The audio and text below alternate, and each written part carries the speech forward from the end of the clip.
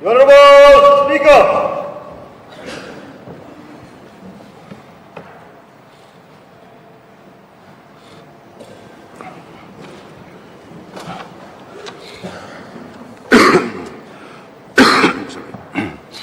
I will now call the House to order. Let us commence our business today by taking up the start question number 1. Minister in charge to reply, please. Mr. Speaker, sir, reply to start question number 1. Sir, the government is actively exploring all avenues for a permanent solution.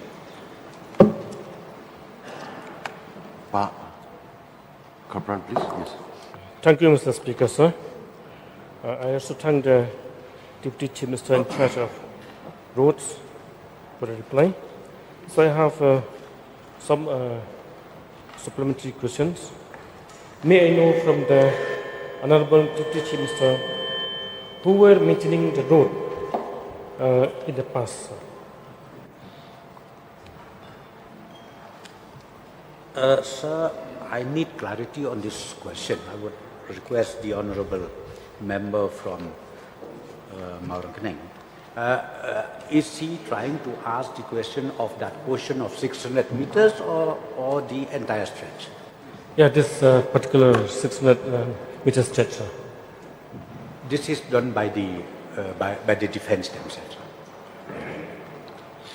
So they record, sir, that defence maintaining that road, sir. Is there any record? Yes, sir. The record is very much there as per the land documents. And of course, from time to time, in case if the defence cannot take up the repairing works, we used to also discuss with them. The same case happened with this clay yodo, we call it. It happens even with MES, where sometimes the government, the state government, take it up with the defence authority, and ultimately they consider for taking up the repairing work. So do these army people have the legal documents to stick the claim, sir? Sir, as I have said, yes, they do have the proper land documents. Will you please, sir, to lay in the floor table of the House, sir? Sir, I think I've already replied. The documents is available, and the land document happens way back in 1937. And I think laying of the document is not that necessary, because why I'm saying that, sir, even from the government side, we had these challenges long time back, and we would like to resolve these issues. And my reply is very, very clear. Right now, sir, we already had a discussion even with the local authority, with the village Dorbas, where we discussed with them if we have any alternative. And recently, I'm happy to inform the honourable member and this August House, sir, recently even the village authority, jointly with our officers from the department, we already identified the stretch of alternative route which links to Maulanray, from Maushbuit to Maulanray, which is more or less, their length is within 4 kilometers. The entire stretch of that length minus 300 meters again, which touches the defense land.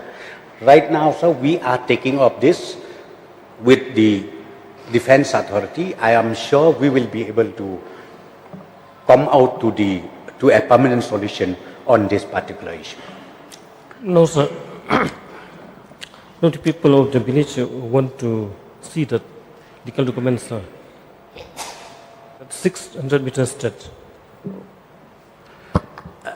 Sir, I've already said, the documents, the legal documents, it is available. Even the copy is there with the Deputy District Collector, Shillong. And in fact, when they had a series of meetings from time to time, even from the district administration, from DC Revenue, they requested if the village authority is having some kind of land document to produce it. But from the defense side, from the authority concerned, they produce the land document, as I've said. But however, sir, I think this is not the time to discuss about the land or about the issue of whether this road, which is being used till today, approach to Maushbui, whether it belongs to us or does not belong to us. But as I said to you, alternative is being worked out, and I'm very sure very soon we'll be able to come out to a permanent solution on that, sir. Sir, you mentioned that to explore all avenues for permanent solution. So, I mean, the stakeholders, like the Bashnong, the army people, I mean, the revenue department and the district commission, whether they have conducted a joint survey or not, sir? Sir, I think the joint meeting was held. As I said to you, because this issue is not at all new. Joint meeting was held in the level of the deputy commissioner from time to time. And right now, as I said to you, the government is working out ways and means how to come out with a permanent solution to this approach road which goes to Maushbui. And in fact, recently we have officially written a letter to GOC 101 for detailed discussion of that 300 meters stretch which touches to the defense land. And I'm sure, sir, if we get this portion, if the defense authority allow us to touch these 300 meters, I'm very sure the solution will be resolved, and I'm very sure the village authority along with the villagers will also be happy, because ultimately we will not have any kind of lingering or any issues while traveling, bypassing or passing through that portion of 600 meters, because the army, they set up a gate which is manned 24/7. So, sir, as I already said, I would request the honourable member to also understand one thing, that we are sincere and we are here to come out with a permanent solution, and I'm very sure with the days to come, we will be able to resolve these issues. Point number two, sir. In fact, we would like to create also eastern bypass. Not only from Maushbui to Maulanrei, we would also like to create an eastern bypass, so-called eastern bypass from Sorangkham up to Maushbui, and then Maushbui up to Maulanrei, which the distance is more or less to 9.5 kilometers. If we can do that, then again the entire region will not have to come to Shillong city. From Sorangkham, we can go via Maushbui. From Maushbui, we'll reach Maulanrei, and from Maulanrei, we will reach to Maukasiang and the New Shillong township. So, the condition of the road in I that think you have already stretch raised is 5 questions. one more, sir. The So, last one. so who will repair that road, sir, which is very bad condition now? Sir, I don't get the question of the honourable member. Can I- Sir, the road condition on that particular stretch is very bad condition. So, who will be repairing that road? That's 600 meters, right? Yeah. Sir, yes, we are taking it up with the defense authority, because we have seen the deplorable condition of the road, and very soon I'm sure we will get the NOC from the defense authority for the repairing of that very stretch, 600 meter stretch of the road. Arden, please. Sir, I beg to disagree with the Deputy Chief Minister when he said that the issue of land is not needed to be discussed in this August House. Sir, let me, for the benefit of this August House, let me inform that the Army, they are in the habit or practice to claim land, not only in Maushbui. So in Nongkrem constituency, there are many stations like the Air Force, the Assam Rifle. So I have encountered with these people, so I know. So which is why when the honorable member asks the government to produce or to lay the document in the table of the House, I think it is a very pertinent demand, sir. So if the government feels that, yes, the army, they are having a document, valid document, what is the problem for the government to lay it on the table of the House, sir? We need proof because there's a claim and counterclaim from the village and the army. But I know for sure that if we are not seeing with our own eyes, on the documents, we will not believe that the land belongs to the army. Because when we, sell a land to the armed forces or to anyone, we have to keep in mind that according to the practice of Khazis, no one has the right to sell the portion of the road also. They may buy some other portion, but not the portion of the road. The portion of the road always belongs to the people, sir. So therefore, we need to be sure that the claim of the army is genuine, sir. It is up to you to reply because sir, yeah. this is slightly straying away from the principal question. No, sir. It is up to you whether you want to reply or not because maybe the different department will have to. No, let me reply, sir. I will reply to it. I'm so thankful to the honourable member from Nongkren who raised this issue. It is true, yes. I'm not saying that I'm hiding away about the documents. But let me tell you one thing. As far as this particular issue is concerned, black and white land document is there. That's what I'm saying. So we don't need to spend much time on that. What I'm saying is we would like to get a permanent solution. So a permanent solution on this particular issue is very, very important because we would like to see that the villagers, the Maushbuj locality does not suffer anymore. So now, sir, seriously, we are taking it up with this. And that's what, otherwise I can easily lay the land document. There is no harm for that. But why I said that, sir? Because as I said to you, we have seen it and the land document is already there. So therefore, we would like to focus more with the defense authority that we should get a permanent solution on this particular issue. Sir, One more. I think the question is very relevant. It is not outside the principal question, sir. So, the reply of the Honorable Minister here is that the government is actively exploring all avenues for a permanent solution.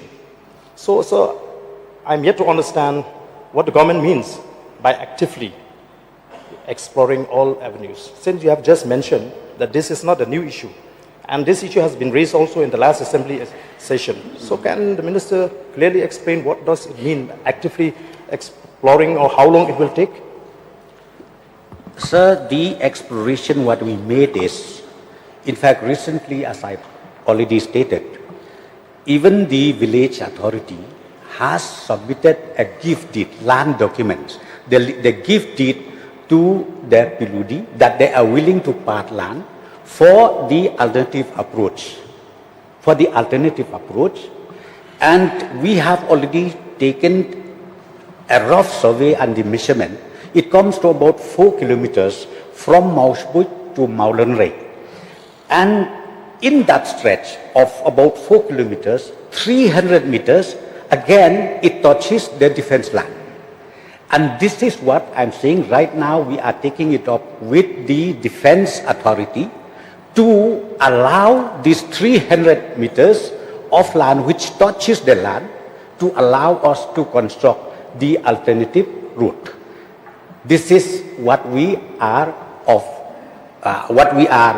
having the status of this particular issue.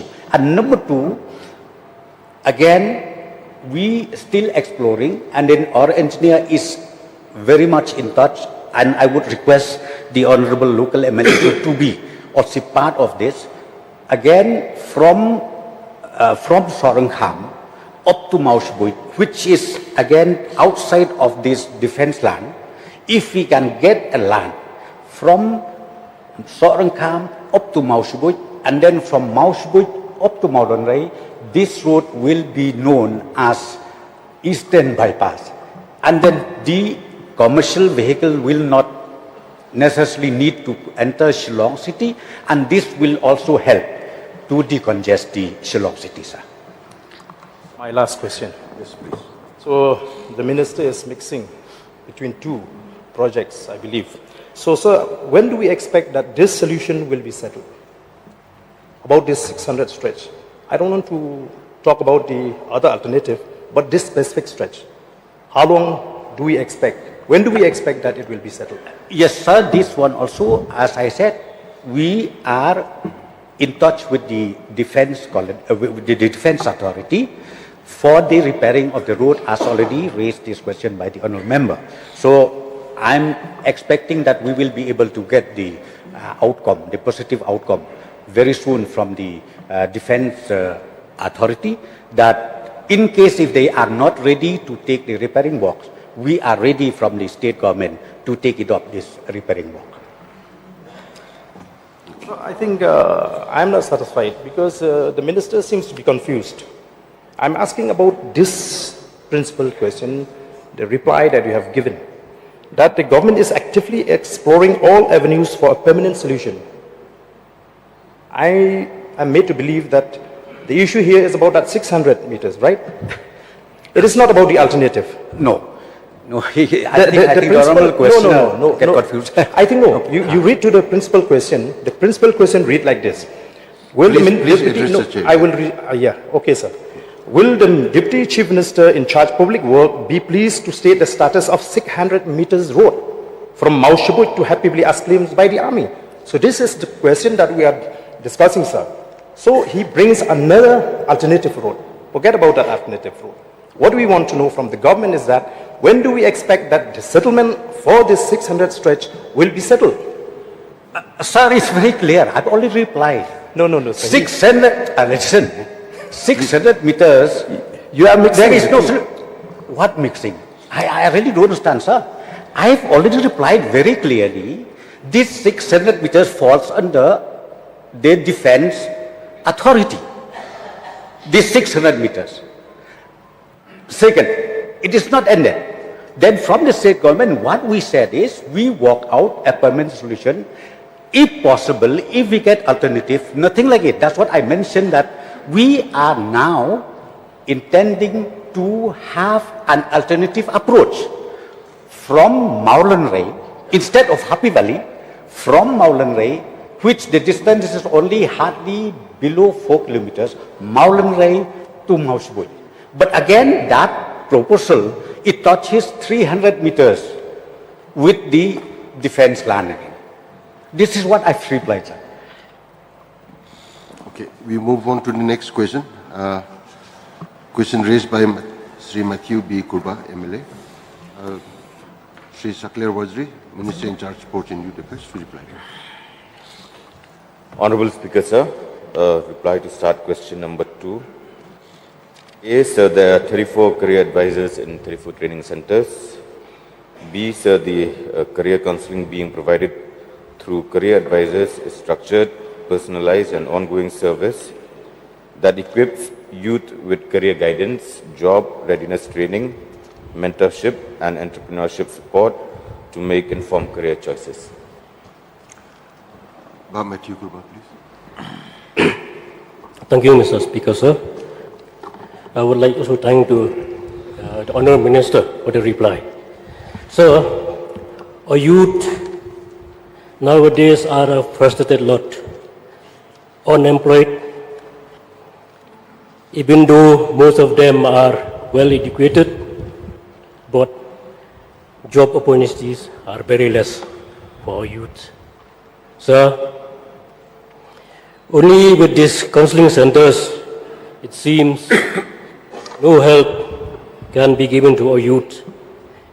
However, may I suggest the department that counseling should start from the early days of the students, maybe from the school days and then college, so that these colleges or school can guide the youth which subject to take up in their later stage of their education. please ask the question, please. This is my submission, sir.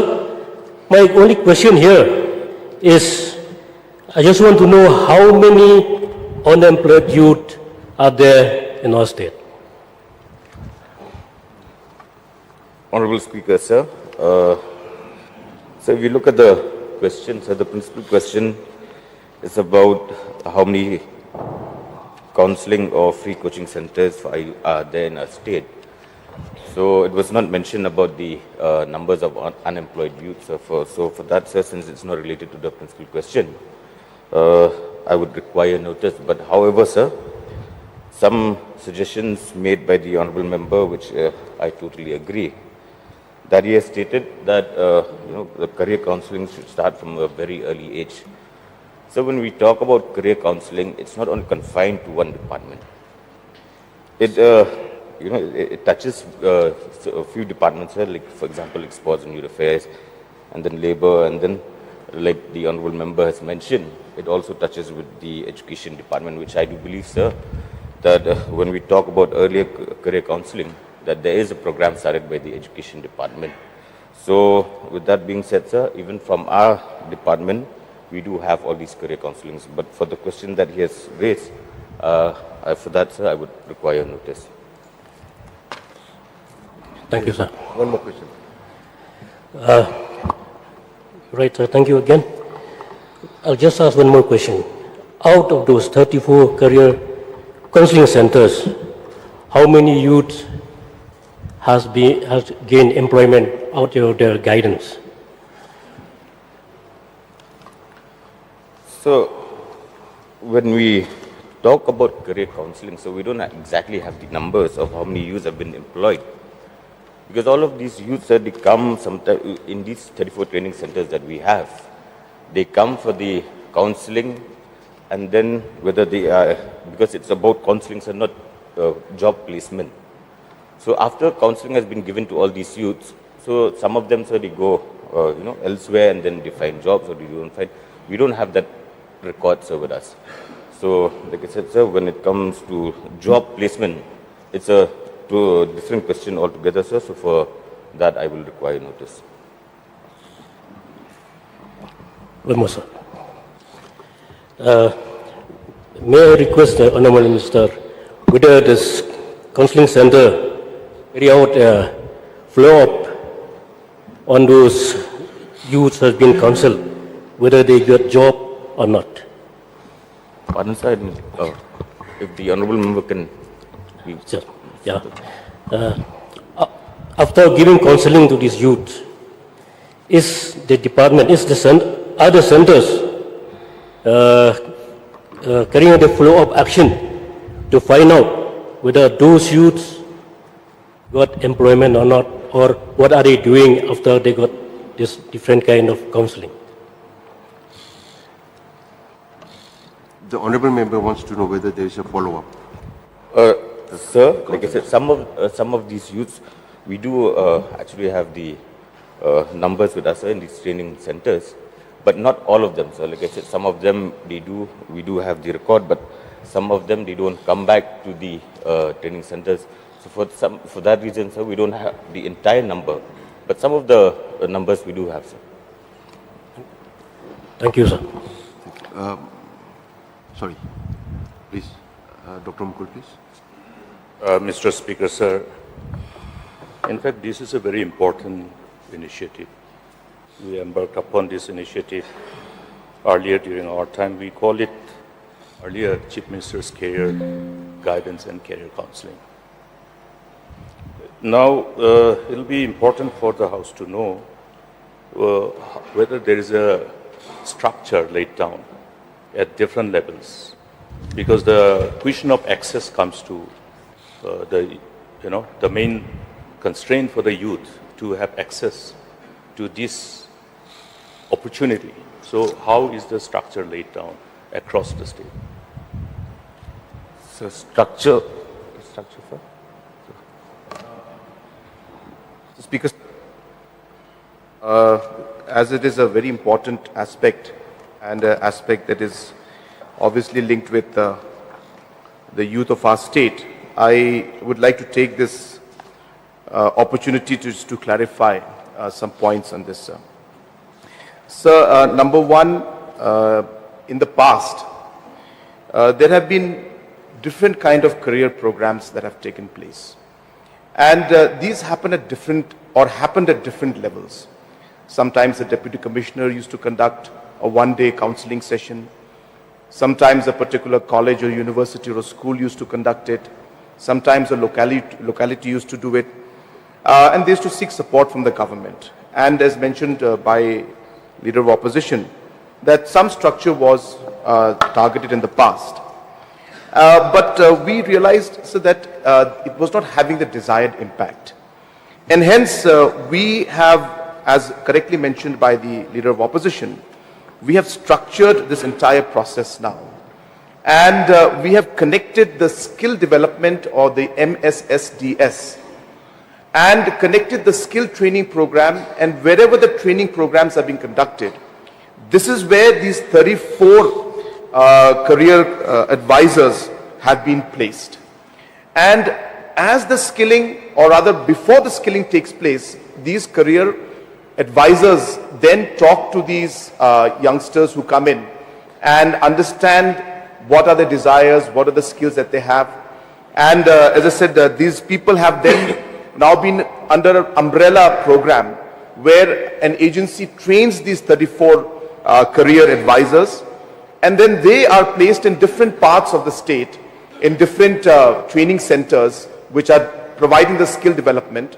And based on that, as I said, the career guidance is given to them. And as we move forward, so this is the structured approach which the Leader of Opposition was referring to. So we have come to that kind of a structure now. And now we are quite hopeful, sir, that we'll be able to expand this now at a much larger scale. Apart from that, Sir, Honorable Minister had mentioned already in his reply, but I'll just repeat some of that, that while the MSSDS now has been treated as the nodal agency, which will now work towards providing the counseling in a structured manner through the skilling agencies, which would be private as well as some government.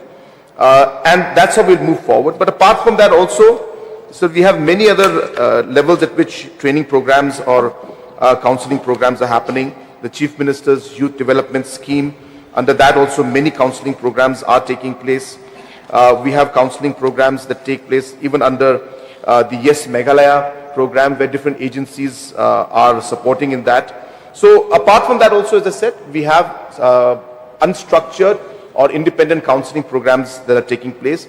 But the structured one, which the Honorable Leader of Opposition was referring to, is now being done by the MSSDS. And as I said earlier, they were happening in bits and pieces, but now we are linking it with skills, and in every skill training center, a career advisor is placed, and this career advisor speaks to the youths before they go or embark into a particular skilling program. Mr. Speaker, sir. Yes, please.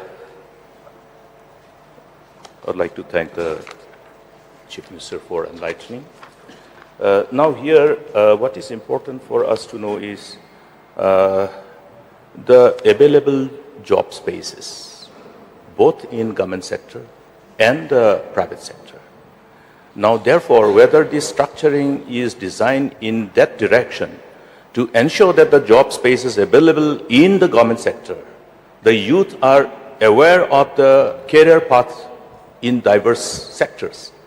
We have created quite a robust career path chart, which was done very efficiently by one of the deputy commissioners then.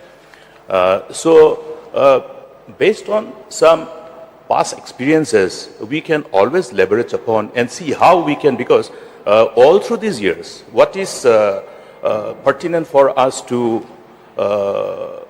be focused on is the job spaces available in the government sector outside the state government, meaning different departments, different agencies, different public sectors, organizations under the government of India, including the defense. So these are the things which I would like to know, whether the structuring has been designed to achieve that kind of objective, so that the youth will be aware of the job spaces available in the diverse field, both in the private sector and the government sector? Thank you, sir. This is a very, in fact, important question that has been asked. Sir, I will just take a minute to reply to that. Sir, as you will recall, even in the last budget and even the previous budget, I had shared the Vision 2030 of the government of Meghalaya, the MDA government. And, sir, if you recall in that presentation which I had made during the reply, I had actually mapped in every sector what is the kind of job opportunity that we are expecting. So we had put a target that we should be at a 10 billion in 2028 and a 16 billion in 2032. And then we had broken down that target into a specific sector-wise, that in tourism, how much we will achieve, in IT, how much we will achieve, in agriculture, food processing, how much we will achieve. And in all those sectors, what is the investment that will be required from the government side and private sector to be mobilized to be able to achieve that growth in that sector was then identified, and we have worked out the whole thing. So to answer to the Honorable Leader of Opposition's question, is that so in each sector, in tourism sector, for example, we expect about 54,000 jobs to be required. And in each of these 54,000 jobs, whether the areas of, say, we require, say, for the hotels, people to work, because we'll be having, say, about 8 5-star hotels we expect in the next 3 to 4 years to come up. So how much manpower will be required for those? We require how many drivers to having because we expect certain number of tourists coming in. So just to give an example of the tourism sector. So like that, sir, we have broken up every department into the growth that we expect, the investment needed to be made by private and government, and the jobs to be created out of that. And then we have mapped it with this MSSDS to then provide that skilling and training. And then the career counselors are now mapping and guiding the children and telling them that, look, this is what's going to happen in tourism. So we do require in about 3 years' time, we'll require more chefs, we'll require more normal day-to-day workers in the hotels. So this is exactly what we're doing, sir. And as I said, when we talk of Mission 10, I only talk of the 10 billion. But this 10 billion, as I said, has been broken into exactly what the Honorable Leader of Opposition has said. And today we have more or less a rough idea of all the kind of jobs that will be required, that will be coming up in the next 3 years to even the next 10 years. And obviously it's a government sector also we are mapping in the same line. Mr. Speaker, sir, we had the privilege of actually watching the whole presentation. We have been enlightened by that. We appreciate the measures. But what is important here is that inherently the youth of the state are looking for spaces of jobs in the government sector. We are happy that today youth are looking at the job spaces in private sector. As we proceed further, as we evolve in our approach to somehow looking at the available opportunities, things will happen. But then at the same time, we did look at the spaces, particularly in the defense, in the army, huge spaces of job available for our tribals. Now, what is the main bottleneck for the youth is that they require hand-holding and counseling before the recruitment. So we did some of them in fact, the defense authorities were quite prompt enough to respond to the request of the government, and then we did it across some of the districts. So these are areas we appreciate the effort of the government to create job spaces in the private sector, but the importance of enabling our youth to take advantage of the job spaces available in government sector across the state and across the country. That is what is required to be done, and I hope that at least this will be somehow integrated in a manner that they have then choice whether the youth would like to opt for the private sector or the government sector. Yes, sir. Thank you once again, sir, for the question. And as correctly mentioned, that in this entire career programs that we are organizing, so there are a list of domains and areas which we work on. And as mentioned by the Honorable Leader of Opposition, so defense services, banking and finance, education and training, healthcare, engineering, IT, even politics, public service, sports, architecture, tourism. So like that, sir, 25 domains have been identified. And obviously we guide them in those areas. And we do look at ensuring that guidance is given to them even when it comes to the government service. So therefore it's all part of it. But sir, I do take this opportunity to also again mention to the House and to the citizens at large that we do roughly, on a rough estimate, depending on the particular year, about an average of about 70,000 people are being eligible to join the workforce every year. 70,000. And this is year on year, sir. And therefore, when you look at the kind of government jobs that are available, roughly, right now, sir, we are doing a recruitment of close to about 7,000 vacancies, which have been there for the last 20 years. All of that is being covered, and about 7,000 vacancies are being, recruitment processes going on in one board or the other. But on an average, sir, on an annual basis, again, depending on the retirements that take place, not more than 2,000 posts. So maybe even if you include all the other casual posts, maybe not more than 2,500 posts will be available at the government level for our youngsters. So it's quite limited compared to a workforce of 70,000 plus people who will be joining or eligible to join the workforce every year. So there is a deficit of about 67,500 jobs for us, and that is really the challenge that we faced. And that's where we came out with this entire idea of ensuring that this growth story must be linked to job creation, and private sector will have to play a very crucial role. So where I appreciate the Honorable Leader of Opposition's suggestions, and we've taken the suggestions and we are already working on most of them, sir.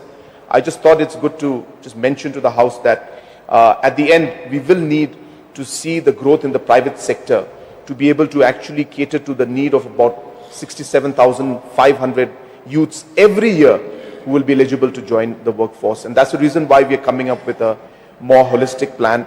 And this career guidance and career program that we have, counseling program that we have of career advisors, is also part of the overall larger plan that we have. Rupa Marak, please. He has raised the hand from long time. Thank you, Mr. Speaker, sir.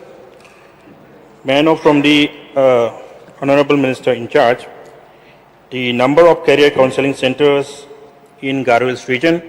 I have framed some small questions, so I think I will put them all in one go, so that I won't have to stand up again and again. And the number of youths provided with the career counseling, free coaching in the Garo Hills region till that. And another one, may I know from the Honorable Minister in charge the procedure through which the youths are being selected for the counseling and free coaching? Thank you.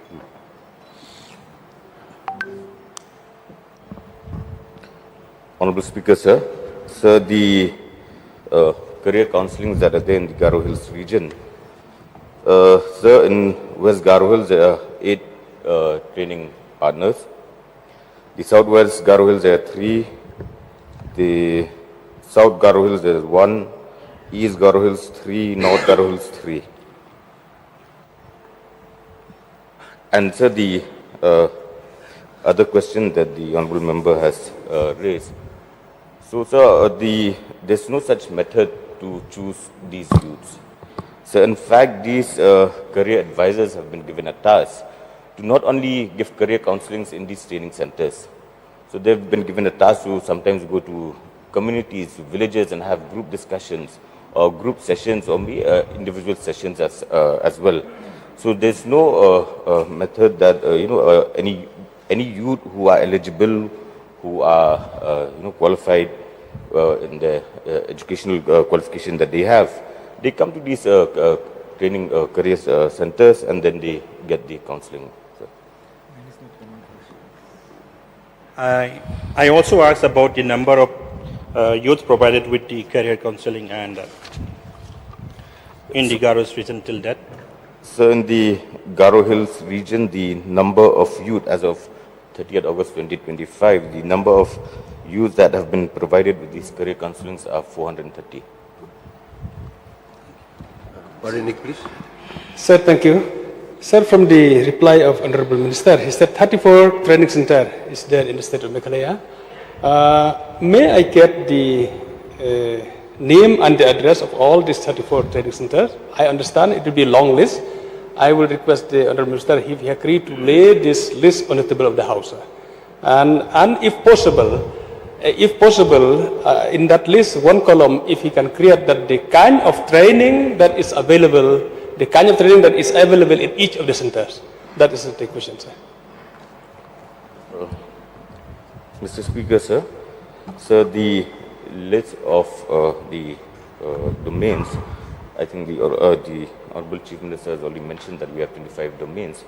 And the other parts, sir, where the 34 training centers that are available in our state, sir, I'm happy to lay on the table of the House. So, I think this question is getting a long time. Okay, one more, please. May I know from the Honorable Minister whether grassroots center also include in these 34 centers that you mentioned in the reply? So, grassroots centers is altogether a different thing, because grassroots center is for the, it deals with sports, sir. So this is about career counseling centers. So these are two different things, sir. So I think even sports also has become a career now. Yes, sir. So we've already mentioned in the career counseling. So this is career counseling. So in terms of sports, we are giving them counseling, but the grassroots center deals with football. It's two different things, sir. Okay, we move Yes, sir. on to now the next question. Sorry? One question, sir. May I request the Honorable Minister to also, while placing on the floor of the table of the House, the records with regards to all these 34 training centers, kindly provide the details of the career advisors and their background. So all the details will be provided in the So we move on to question number 3, brought by Sri Bright Starwell Marbanyang, MLA. Marcus N. Marak, Minister in charge, to reply, please.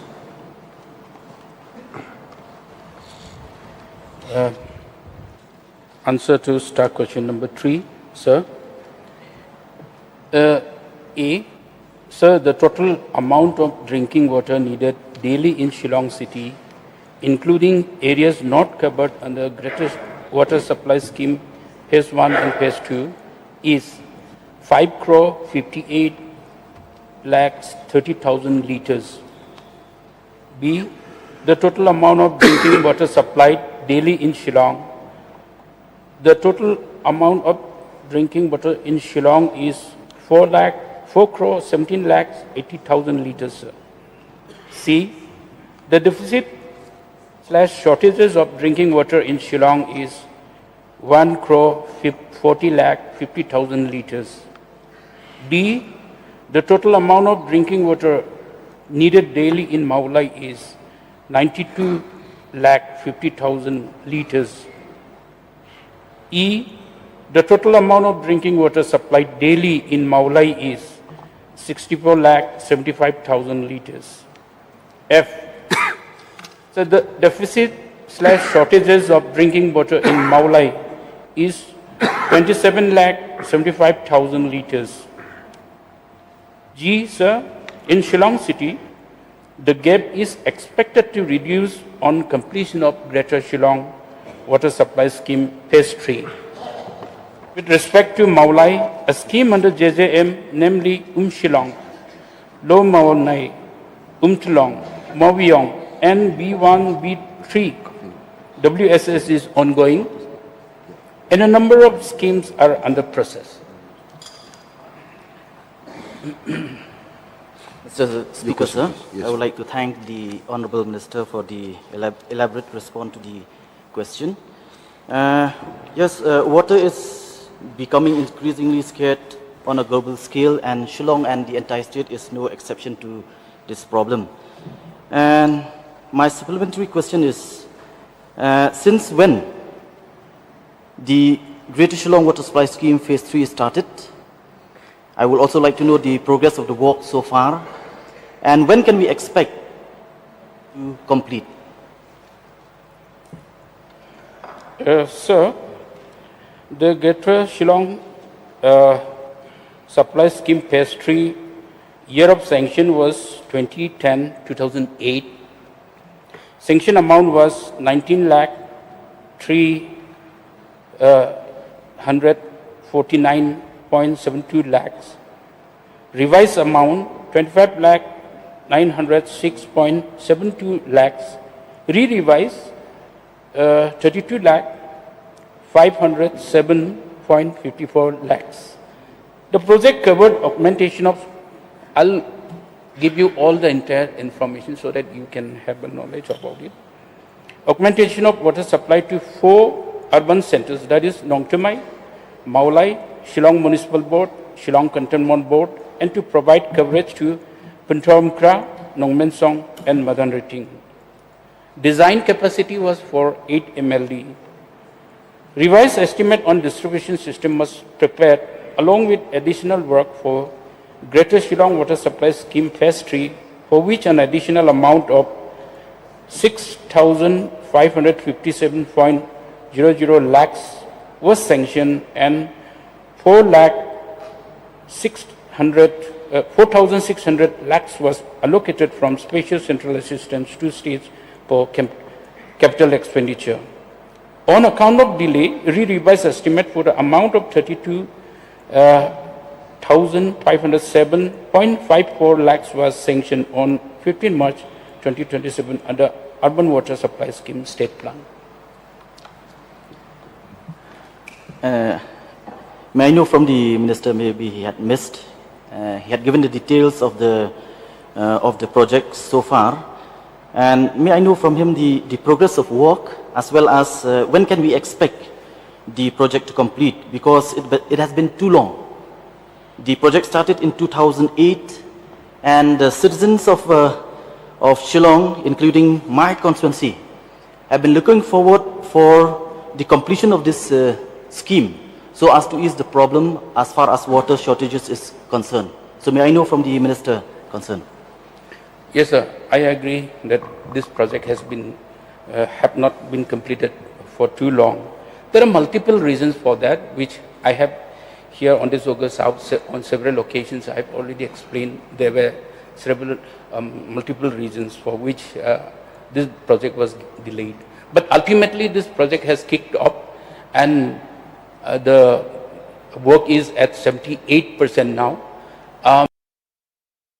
The pumping stage 2, which will pump the water from third phase to the treatment plant, we are expecting that to be, started by November. We will be able to push the water to the treatment plant from the next November. We are hoping to that. So it's 78% now. So can I take it from the Honorable Minister that by November this year, we can expect the completion of the project? So that is the only phase 1 of the project, phase 1, in the sense it will be pumping from the source to the treatment plant. And there are a distribution part which is still pending. There are distribution parts. We are expected to complete it by next March, or entire project. So as per the reply of the Honorable Minister, it seems that as far as the phase 3 is concerned, we are still within stage 1 of the phase 3. No, I mean to say that the pumping stage 1 is also there, stage 2 is there.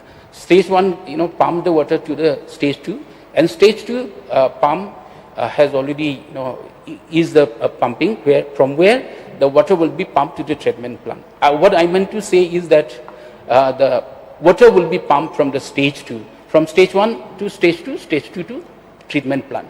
That will commence hopefully by November. So we can expect by March that the project will complete. Hopefully, we are trying our level best to complete that. Okay, sir. My next supplementary question is whether the Greater Shillong Water Supply Scheme, the phase 3, that we are talking is also meant for Maulai apart from Shillong city as a whole. And the next supplementary question is that what are the different schemes for bridging the deficit of water shortages of 27,75,000 liters daily for Maulai? I would like to know the different schemes as you have mentioned specifically. So we are going to supply from Greater Shillong Water Supply Scheme third phase to the Maulai. And apart from that also, I have already replied here, sir, that the Greater Maulai will be supplied from other schemes also. Other schemes like JJM, namely Shillong, Lo Maulai, Tulong, Mawang, B2, B3, WSS is ongoing. These are the projects which will be augmented in terms of water supply to the Maulai. Yes, sir, I can see from the reply that you have given, where you mentioned that one part of it is the JJM, namely the Shillong Water Supply Scheme, which actually covered only a fraction of the total population of Maulai. But again here, you have mentioned that that a number of schemes are under process. So may I know what are these other schemes apart from the Greater Water Shillong Supply Scheme and the JJM? Sir, mostly those are not covered under the Greater Shillong Water Supply Scheme phase 3, will be covered under JJM, sir. They are all undergoing work, sir. No, sir. Your questions are over. Yeah, just one more, sir. I need clarification on this, sir. See, as per the reply, you said that, see, I'll just read as it is. Sir, in Shillong City, the gap is expected to reduce on completion of Greater Shillong Water Supply Scheme Phase 3. With respect to Maulai, a scheme under JJM, namely Shillong, Lo Maulai, Tlong, Moyong, and Block 13 Water Supply Scheme is ongoing. And a number of schemes are under process. What I'm asking is the number of other schemes apart from the above mentioned. Has already replied. But just for the information of the House, so that there is a sense of further expectation and confidence also. So the new Shillong Water Supply Scheme, as you know, is also in the pipeline. Already about 700 crores has been sanctioned for that project. And that also will impact overall water supply in Shillong area and the surrounding zones. So therefore, that is one of the major projects. At the same time, sir, we have also exploring the options. We have got multiple options, but we have finally zeroed down on one particular one, which is the name of the project is on the river Ungot and Dauki River, the Warin Them project, sir, is under very, very active consideration. And once this project comes in, it's on the eastern part of Shillong. And once that comes in, so this will also be something that will add about 33 million liters of water per day. So therefore, this is another major project that's coming up, but it's still in the planning stage. It's still in the DPR, so I don't think I can say that it is already sanctioned. But we have looked at and studied 4 options, and just so that people are aware that it's not that we're just looking at, 1 or 2 things, but we had options of looking at the existing utilized perennial water source of the Wa Umyu at Moplang Dam. We had looked at options of Wa Umi for the existing water treatment plant at Moplang. We also had looked at Wa Suktia, again for the existing water treatment plant in Moplang.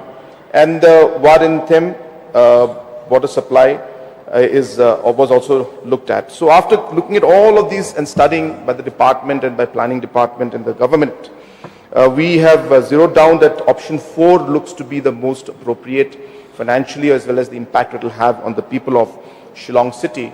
So all these projects out of this, we are looking at these, and as I said, the new Shillong water supply also is at a very advanced stage. A lot of work is going on. So we expect these few projects to add further relief to the overall water supply in the city, in capital city of Shillong and adjoining areas. Dr. Mukul Sama, please. Mr. Speaker, sir, may I know from the Minister in charge. Now, the fact is that we are very fortunate that we have a number of rivers which are used as the source for supplying this crucial requirement of water for the Shillong city and the suburbs. Now, the issue of the hydrology of the rivers, from which are the sources for these drinking water supply schemes, has been a matter of concern for the state. And therefore, in fact, this problem is pertinent to every state, not only for Shillong or Meghalaya.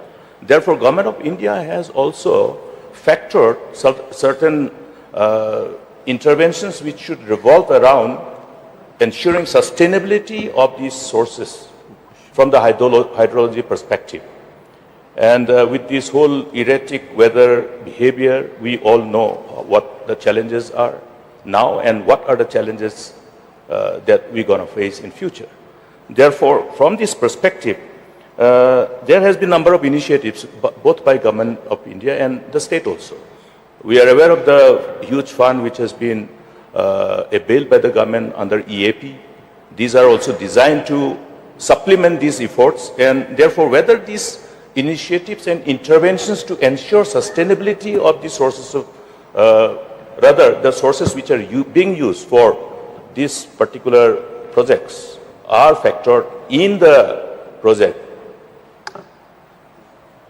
So since this is a larger question, which is beyond PHE departments, in the sense it is connected, but it is linked with soil conservation, with water resources, and the EAP projects. I'll take the opportunity to just to clarify in a very short way that so the points mentioned by the Leader of Opposition is exactly the way we are looking at things right now.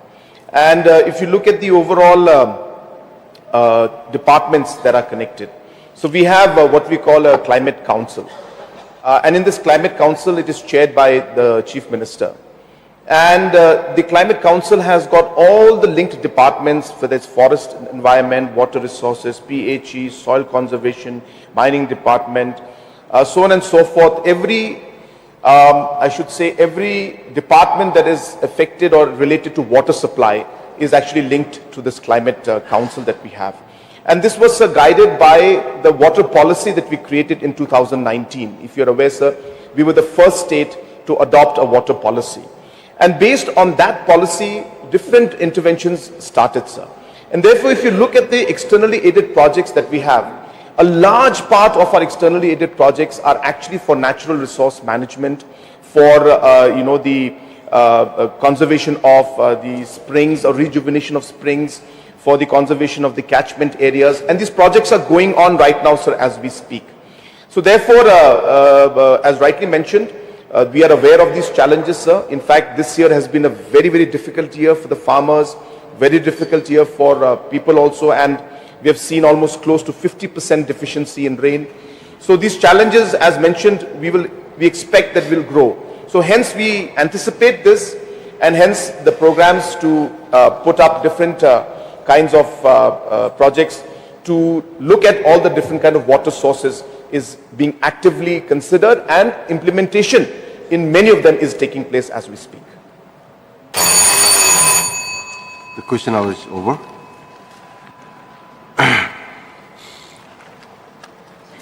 Before we come to the next item, I am to inform the House that I have called a meeting of the Business Advisory Committee on 8 September 2025 at 11:30 a.m. in my office chamber at the Assembly Building in Rilbong to revise the calendar for the autumn session 2025. The revised calendar is placed on the table of the honorable members. Now we come to item number 2, 0 hour. Let me inform the House that there is a 0-hour notice tabled by Sri Rupert Moman, MLA, under Rule 49 of the Rules of Procedure and Conduct of Business to the news item published in Hub News dated 22nd July 2025, under the caption, Gamaingapa Mechek Bisako Manpul Kujainga, missing girl not yet found. Sri Rupert Moman, MLA, please. Kindly be brief in your speech. Thank you, Mr. Speaker, sir, for admitting to table the 0-hour notice on the rules 49A of the Rules of Procedure and Conduct of the Business of the Meghalaya Legislative Assembly. The news published on 22nd July 2025, Hub News, under the caption, Gamaingapa Mechik Bisako Manpul Kujainga, that is to say, missing girl not yet found. Sir, Raja Simla is a village under Kharkutta CNRD block, North Garo Hills district in Meghalaya. The geographical location of this area is, one side is border of Assam, and other side is a quasi hill tracts. The Rajasimla village is very, very important because the American Baptist Mission started its mission on 1867, July 14. The architect of this mission was Dr. Miles Bronson.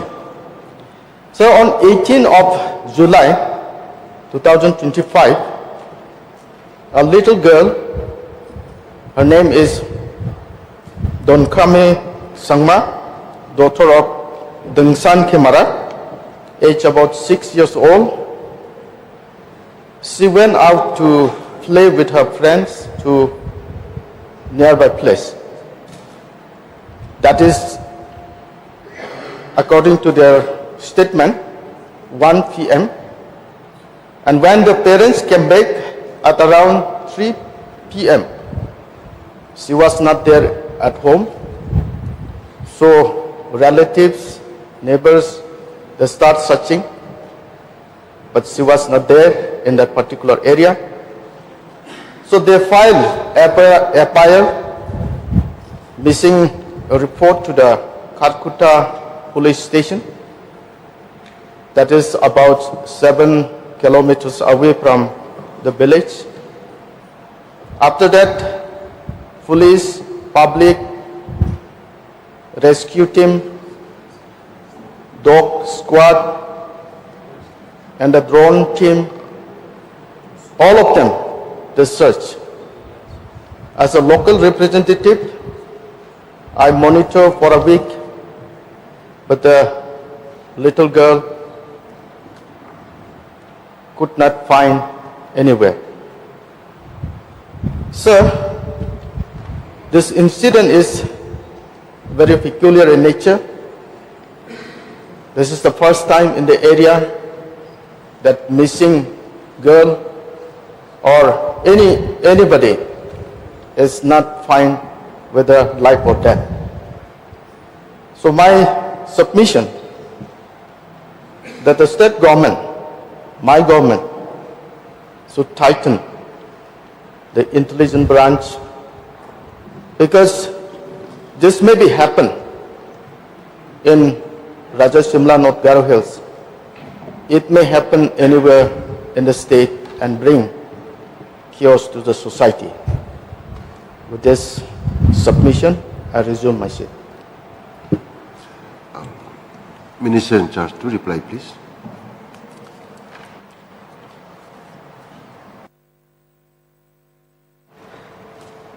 Mr. Speaker, sir, at the outset, I extend my sincere appreciation to the Honourable Member from Kharkutta constituency, Sri Rupert Momin, for bringing into the attention of this august House the grave and sensitive matter concerning The disappearance of a minor girl from Upper Raja Simla village in the Kharkutta police station in North Garo Hills district. Sir, first and foremost, I want to assure this esteemed House and the public that the government is treating this case with the utmost seriousness. From the moment the missing person report was filed, police along with multi-other agencies and the community have been working tirelessly to find the child and uncover the circumstances of her disappearance. On 18 July 2025, approximately at 9:30 p.m., the father of the missing child, Shri Ding San Armanak, filed a missing report at Kharkutta police station stating that his 6-year-old daughter was missing from their home in Upper Raja Simla since around 1:30 p.m. that day. The family had left her at home with her older siblings while they went for a day of MGNREGA work nearby. A search was immediately initiated by the family and villagers, but when she could not be found, the police were informed. Sir, upon receiving the report, the police acted swiftly. An alert was sent via wireless message to all police stations, outposts, beat houses in Assam and Meghalaya, including a photo of the child. The case was formally registered at the Women Police Station, North Garo Hills, via Mendipatha Women Police Case number 19/2025 under section 137 subclause 2/140 3 sub 3 and 4 BNS. The child's details were also entered into the CCTNS missing child portal, but Salaya as per standard operating procedure. Sir, an intensive search operation was launched immediately. The IO along with other police personnel visited the village, interviewed family members and gathered information from neighbors. A neighbor's child stated that they last saw the missing child playing near a church compound. The search expanded to cover of every probable location, including streams, wells, caves, and nearby forests. Local villagers along with various non-governmental organizations joined the police in large numbers, demonstrating an inspiring level of community solidarity. Sir, the search operation was further bolstered by the arrival of the Special Force SF-10, the Search and Rescue Team, the Fire and Emergency Services, and a K9 unit with a trained dog. Drones were also deployed to scan the difficult terrain. The search parties were organized into multiple groups, each led by a police officer or village leader familiar with the area. Despite these comprehensive efforts, no trace of the missing girl was found. Sir, as part of the investigation, several leads have been pursued, including the possibility of outside involvement. The police have also coordinated with Assam Police to verify related inputs, including inquiries with scrap dealers and other potential suspects. One individual has been arrested in connection with this case, while some individuals were examined. No conclusive evidence has yet emerged. Sir, despite the exhaustive multi-agency and interstate coordination, no trace of the missing child has been found as of date, and the case remains under active investigation. The police are leaving no stone unturned to gather evidences, pursue leads, and bring resolution to this distressing matter. Sir, with these few words, I once again thank the honourable member from Kharkutta constituency for his concern and for tabling this 0-hour notice. The matter continues to be accorded highest priority, and every possible effort is being made to bring the child back to her family and ensure justice is served. Now we come to item number 3, call attention notice. Shri Livingstone Khalpran, MLA, to call the attention of the Minister in Charge Home, Civil Defence and Home Guard under Rule 54, Sub-Rule 1 of the Rules of Procedure and Conduct of Business to the news item published in the Shillong Times dated 14 August 2025 under the caption, Home Guard found dead in Assam while on cleaning. Shri Livingstone Kalpran, MLA, please. Thank you, Mr. Chairman, sir. I rise today to call the attention of the Honorable Deputy Chief Minister in charge of Home Department under the Rule 54, Sub-Rule 1 of the Rule of Procedure and Conduct of Business of Meghalaya Legislative Assembly to bring the attention of this August House on the matter of such incident concerning the newspaper report published on the local newspaper Shillong Times dated 12 April 2025 and that caption Home Guard founded in Assam while on training.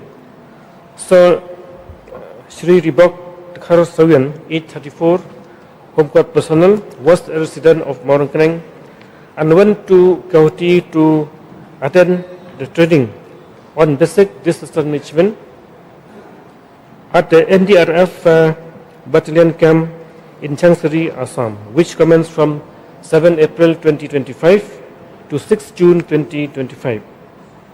But on the 9 April 2025, Shri Ribok Khar Sawian went missing and later his body was found under mysterious circumstances.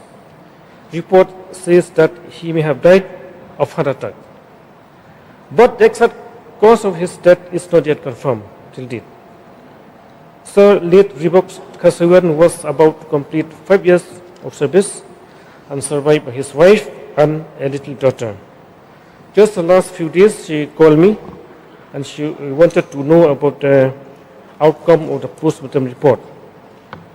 And so nothing has been, no assistance has been extended to the family of the deceased. So I strongly urge the government that a proper and fair inquiry into the cause of his death should be ordered immediately, and also to ensure that intensified and high priority investigation to the case by including specialized team. So I also want to urge the government that while before sending for training, proper health checkup should be there. And also, while under training, proper safety measures and supervision also should be there, sir. So I urge that quick access to medical help in case of emergency. And at the same time, sir, I wish that whatever the information is available should be shared between the state government department concerned and the family of the deceased. So this unfortunate incident also shows that more care is needed whenever the state personnel are sent for training, especially outside the state.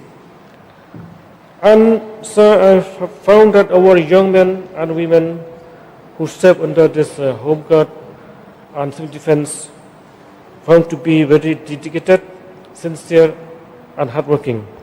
So I feel it is our responsibility to see that they are protected, and even their families also need support at a time of tragedy. So this particular incident has caused immense worry and distress to his family and even the entire village community. So lastly, sir, I demand justice into the matter. I appeal to the government to take serious action on the matter and to put better system in place and to see that this thing should not happen in future. With these few submissions, sir, I receive my seat. Thank you, sir. Minister in charge to reply, please.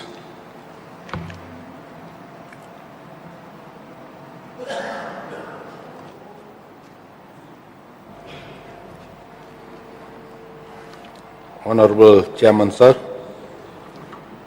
I'm very thankful to the Honorable MLA from Maurangkanang constituency, Mr. Livingstone Kalpran, who brought this calling attention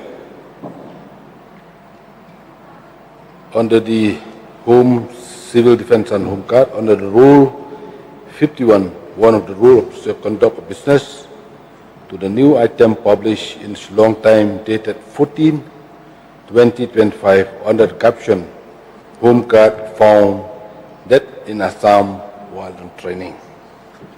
Chairman sir, as per the record let me reply regarding this. Shri Riboksan Dakhar Savian, ex-guardsman, joined the Civil Defence Home Guards on the 1 December 2020 as a guardsman and was posted in the District Training Center Home Guards, East Kazil at Maudingdiang, Shillong. As per letter number G3/2025-68, dated the 4th April 2025, copy attached, Reebok Sondakhar Savian, along with 22 personnel from the Warriors Unit of the Civil Defence and Home Guard were nominated to attend the basic training management course at 1st Battalion National Disaster Response Force, Guwahati, that is from 7 April 2025 to 2nd June 2025 accordingly. Late Riboksan Dakhar Savian, along with other personnel, departed for the set training on the 6th April 2025 by the departmental boss. Along with the 22 personnel, late Riboksan Dakhar Savian had attended the training, that is from 7 April 2025 at NDRF Training Institute located at Changsari, Assam. However, on the 9th April 2025, he was reported missing from the training area.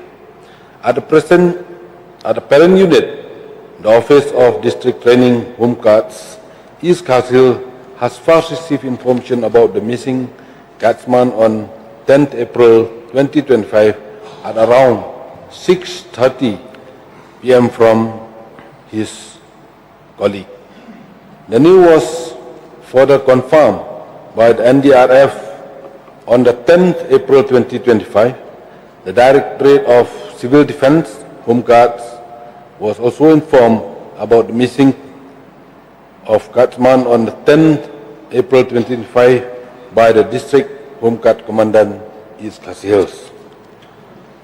According to the NDRF official, after roll call on the 9th April 2025, late Riboksan Dakhar Savian proceeded to the washroom to take a bath at approximately 7 p.m. However, he did not return to the training barrack. One of the trainees at NDRF Training Institute, Guardsman Sikom Tri Maulong, also informed that on the 9th April 2025, late Riboksan Dakhar Savian, while in the barrack, came and requested him to lend his bucket as he wanted to take a bath. Guardsman Maulong handed over the bucket as requested and proceeded toward the dining hall to have dinner. After finishing his dinner, he came back to the barrack and was thinking of taking a bath at around 8 p.m. approximately. However, he noticed his bucket missing, and as late Riboksan Dakhar Savian did not come back to the barrack, he went to search of him to the bathing area. Guardsman Maulong could not find him and went back to the barrack to inform his fellow trainees, and they started their search for late Riboksan Dakhar Savian, but they only found the bucket, clothes, towel and soap near the bathing area. They searched the entire campus, but as they could not locate his whereabouts, they informed officials from NDRF at around 9:40 approximately. A search team comprising of 24 personnel, with the 6 personnel in each team, conducted their search till 1 a.m., but they could not trace his whereabouts on the night of 9 April 2025. The search continued again at around 5:30 a.m. approximately on the 10th April 2025. On receiving the information about the missing guardsman on the 10th April 2025, the Directorate of Civil Defence and Home Guard instructed the District Home Guard Commandant, East Kazil, to direct the inspector from NDRF Sri B.K.R. Yadavto to file a missing report immediately at the nearest police station. Accordingly, on the same day, the Directorate also instructed the Commandant, Border Wing Home Guards Battalion Meghalaya and the District Home Guard Commandant East Kazil to proceed to Guwahati to take stock of the situation at NDRF training area. However, before proceeding toward Guwahati, the District Home Guard Commandant East Kazil received a telephone call from one of the trainees, guardsman Sikamtri Maulong, that one dead body was found by the police from Kauripur Police Outpost and that the body had been kept at the GNRC hospital and they needed to confirm whether it was late Riboksan Khar Savian. It was only after some time that the District Home Guard Commandant East Kazil received another call from Guardsman Sikamtri Maulong, who informed him that the body that was found was a late Riboksan Khar Savian. At around 12 noon on the 10 April 2025, the Commandant Border Wing Home Guards Battalion and the District Home Guards Commandant East Kazil proceeded to Guwahati and met the brother and relatives of late Riboksan Khar Savian halfway. The officers informed them that the body of the late guardsman has been shifted to AIM Hospital from GNRC Hospital as per information received from the NDRF official. The Commandant Border Wing Home Guards Battalion and the District Home Guards Commandant East Kazil proceeded toward Azara and met the Commandant and under senior officers of NDRF 1 Battalion, 1st Battalion, who then briefed them about matter pertaining to late Riboksan Khar Savian disappearance. The Commandant Border Wings Home Guard Battalion and the District Home Guard Commandant East Kazil then proceeded toward Kauripur Police Outpost with the intention of filing an FRR on the death of late guardsman. However, Sri Roland Dihar, brothers of late Riboksan Khar Savian, informed them that they had registered an FIR and had left the outpost or body of late Riboksan Khar Savian was already kept in the mode of AIMS Guwahati. On 11 April 2025, the District Home Guards Commandant along with the staff from the District Training Home Guard Shillong proceeded again to AIM Hospital, Guwahati, where the post-mortem of late Riboksan Khar Savian was to be conducted. On the reaching AIMS Hospital, the officer met the family members of the deceased, trainees from our department, and trainees from Assam along with the police team from Kauripur Police Outpost. While the post-mortem was being conducted, District Home Guards Commandant East Kazil inquired from Inspector B.K.R. Yadav, NDRF, regarding the steps that were taken from their end to locate the missing guardsman. He stated that once they received the information from the trainees regarding the disappearance of late Riboksan Khar Savian, they immediately initiated the search from 9:40 p.m. approximately and continued till 1 a.m. in the morning. The search was again reiterated on 10/4/25 at around 5:30, and when he received a phone call to file a missing report at the nearest polling station, he immediately proceeded to Changsari Police Station along with some of the trainees from the department. On the reaching Changsari Police Station, the policeman on duty inquired from them regarding the purpose of their visit. They informed him that they came to file a missing report of late Riboksan Khar Savian, who was found missing on the 9th April 2025. The policeman on duty informed him that unknown male dead body was found by police personnel of Kauripur Police Outpost from the highway opposite to Hotel Bodlik in the Changsari Baihatacharali Road. The policeman on duty also showed a picture of late Riboksan Khar Savian. The personnel then left Chancery Police Station and proceed to Kauripur Police Outpost, where they met the in-charge, Sri H. Sharma, who after processing all documents took them to GNRC Hospital to see the body. The trainees, on seeing the body, were able to identify that it was late Riboksan Kharsavian. After completion of the post-mortem, the body of late Riboksan Khar was handed over to the family and was transported by the departmental mortuary van from Ames County to his residence at Maurkaneng.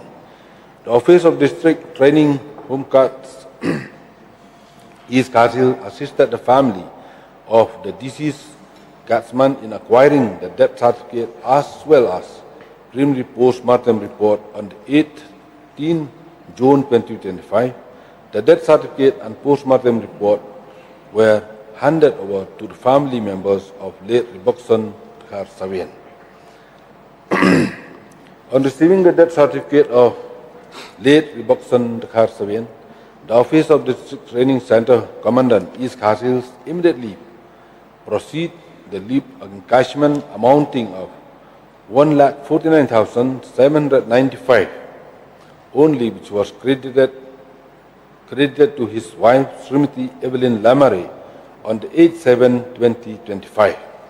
However, the NPS contribution could not be credited to his wife since he had nominated his daughter, who is still a minor, as per instruction received from the Treasury Office. There are certain documents like PAN card, Aadhaar card and bank details of the minor daughter which are to be submitted to the Treasury Office for processing the NPS contribution, and the same was communicated to the wife of late Riboksan Kharsavian to submit the required document as earliest. On the 18th August 2025, the family member requested the Office of the District Training Center Humkat East Kharsil to take up the matter with the North Guwahati Police to issue a clearance certificate and to submit the same at Ames Guwahati for getting a final post-mortem report. Accordingly, the office has written to the officer in charge, North Guwahati Outpost, on the 22nd August 2025 to issue the clearance so that the same can be submitted at AIM Hospital, Guwahati, and that the final post-mortem may be collected by the deceased guardsman families. However, the District Training Center Humkat East Kharsil has been informed that the final post-mortem report has not been completed till date. Sorry. Shri Livingstone Khalpran, you may seek one clarification, please. So I just want to appeal to the government that to always put better system in place to see it, or to prevent that such incident should not take place in future. Yes, as per the suggestion by the honourable member, we are noted, sir.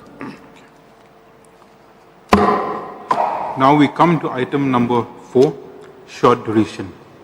Shri Alden Miller Basaimoy, MLA, to raise a short duration discussion under Rule 50 of the Rules of Procedure and Conduct of Business to discuss about the autonomous district councils in the state, which are the constitutional bodies constituted under the provision of the 6th schedule of the Constitution of India.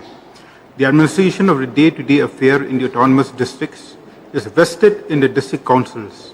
Hence, the decision of the state government to pay the salaries of the employees is not only unconstitutional, but it also an act of intrusion into the domain of the councils and undermine their autonomy. The short duration notice has been supported by Shri Bright Starol Malbanyang MLA and Shri Livingstone Khalpran MLA. Shri Alden Miller Basaimoy MLA, may initiate, please.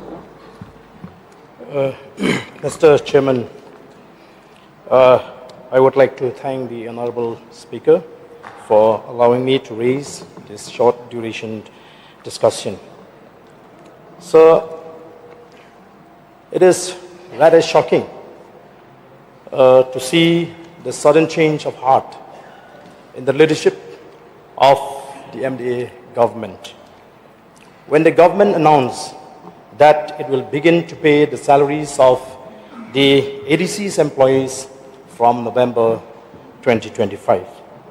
So, for the benefit of this August House, I would like to remind that the Deputy Chief Minister of the state had on the 22nd December 2020 stated that the state government is not duty-bound to bail district councils out of their financial mess as they come under the purview of the 6th schedule. He further stated that ADCs have their own sources of revenue. He also informed that the state government is only looking for ways and means to clear the outstanding share of taxes to the ADCs. This stand has been reiterated by the Honorable Chief Minister on the 7th August 2025, when he said that it is not the duty of the government to pay salaries for the employees of the ADCs. So now everyone is caught by surprise to see the announcement of the state government to take over the payment of salary of the employees of the ADCs. It has triggered a serious debate and discussion among the people. The people are anxious to know what is the motive behind this move. When one looks on the face of it, one may consider it as a right step to help the employees. It won't be wrong to see it as an act of kindness to share the burden of the ADCs. However, sir, what we are going to discuss today is a pointer towards a bigger issue. So it is quite laughable that the government, which was not willing to release the share of the KHADC and which had manipulated to deprive the rights of MDCs representing urban constituencies. The government who had just recently said that it is not the duty of the government to help the ADCs when it comes to the problem of the employees in the Garo Hills Autonomous District Council. It is also very interesting to note that the state government is not keen all along to intervene the problem faced by the employees of the GHADC, Garo Hills Autonomous District Council, even after the completion of 44 months. So, moreover, the state government has not shown any interest to solve the problem faced by the urban constituencies of district councils. Perhaps because these constituencies are not represented by MDCs belonging to the MDA's partner. These MDCs are deprived of schemes which are always entitled as fellow MDCs, on the pretext that their areas fall under the municipality. So, this is due to the failure of the state government to take up the matter with the government of India and the ministry concerned that many villages, though they fall under the administration of the municipal, yet they form part of the district council or the tribal areas. It is understood, sir, that once the ministry is seized of the matter, there will be no more scope for the state government to manipulate the funds which are meant for the district council.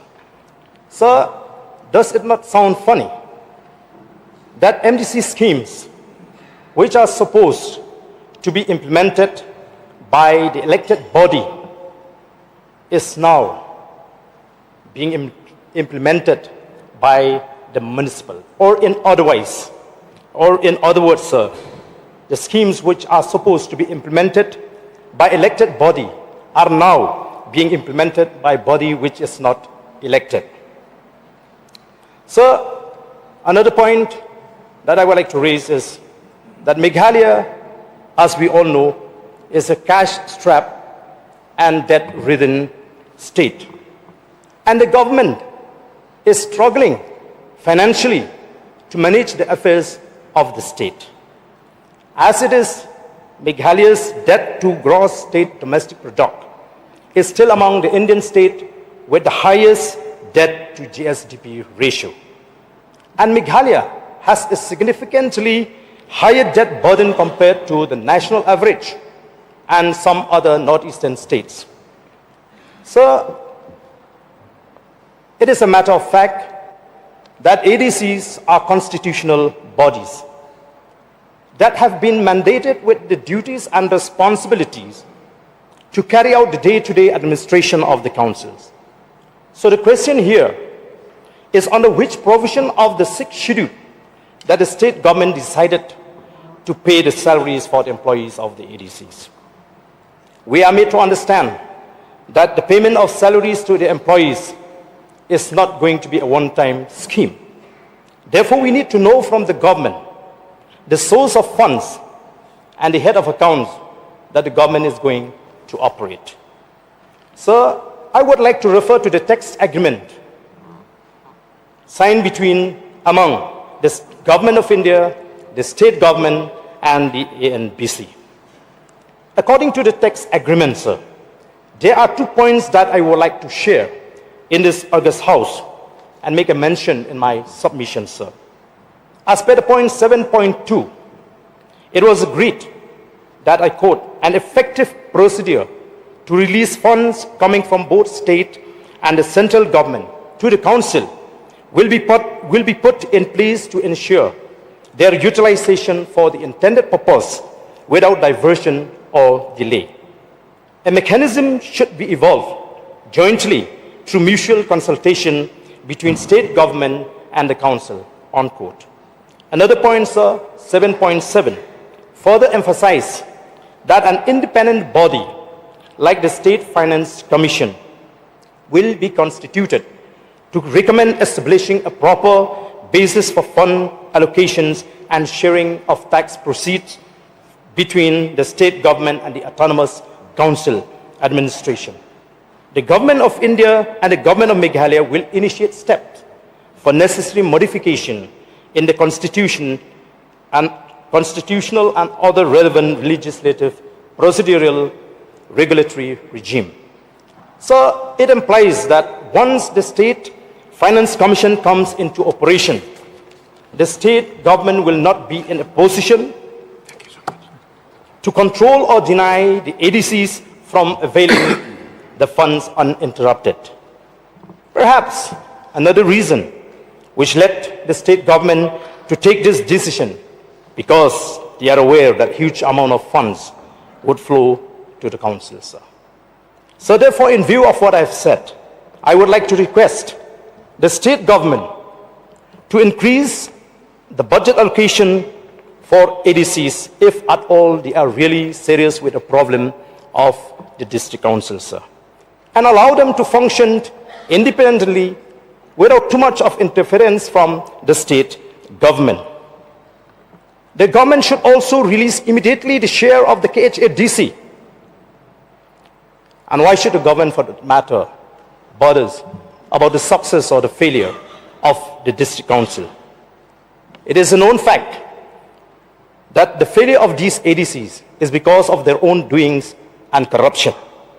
Therefore, if the government is truly concerned about the well-being of the councils, the state government should not hesitate to initiate an inquiry to find out the real cause that brings ADCs into the present situation.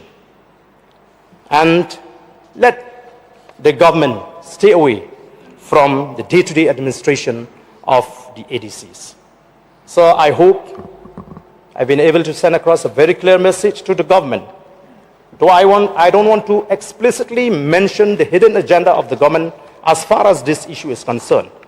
I leave it to the wisdom of the people to judge and see the ill motive intention of the government as far as this issue is concerned. With this few words, sir, thank you.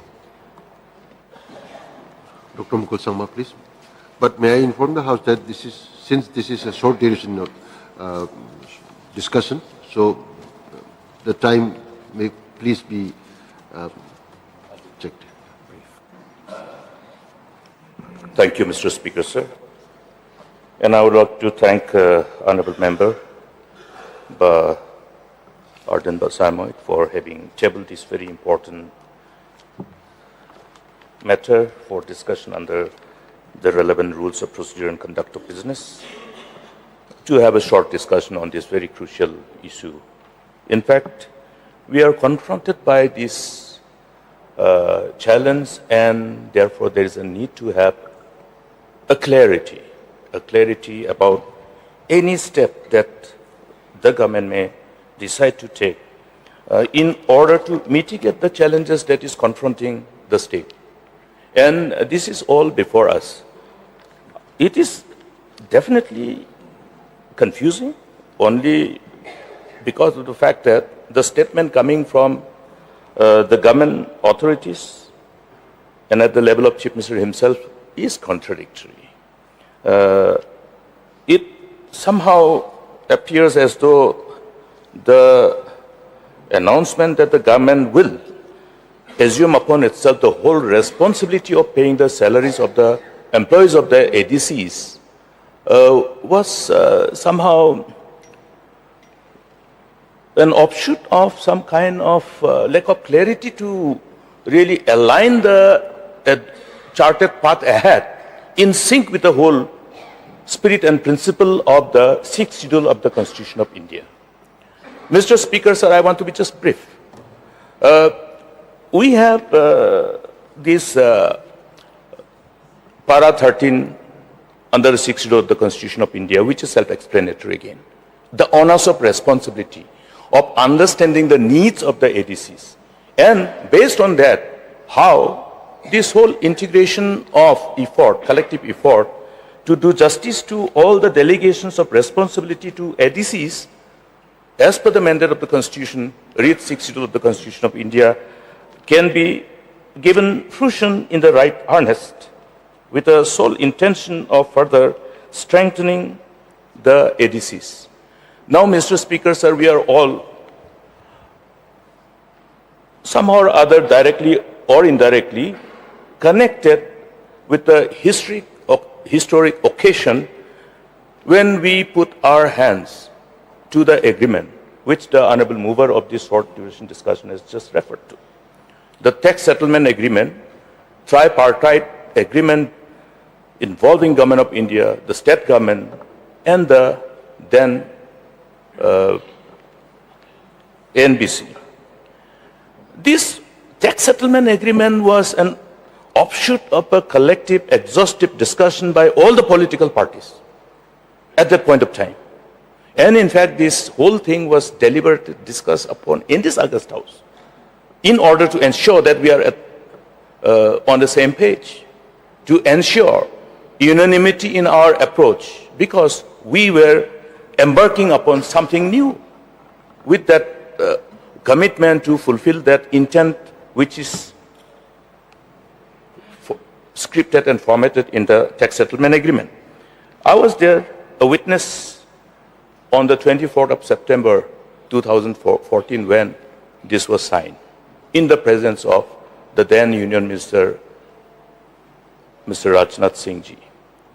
And subsequent to that, we had that huge program which was witnessed by the people of the state, where we have the disbanding of the then band outfit. But here, look at the intent. Intent is to strengthen and further delegate powers and responsibility in sync with this agreement. Agreement signed by sovereign government. That means we have committed. That means we have promised. Any attempt to make a U-turn from this agreement is a betrayal. Government cannot be seen and perceived by the citizens across the state and across the nation as betrayers, because it will have its own ramification in the future. Therefore, the spirit which guided us, the intent, the honest intent which guided us, is reflective of our commitment to strengthen the ADCs. Whereas the stand of the incumbent government, the present government, is contrary to that intent. Meaning, rather than the intent revolving around the need to further strengthen by giving effect to these agreements, dilution of the power. That is something which draws our serious concern, Mr. Speaker, sir, because there has been time when certain subjects which were vested with ADCs were already taken away.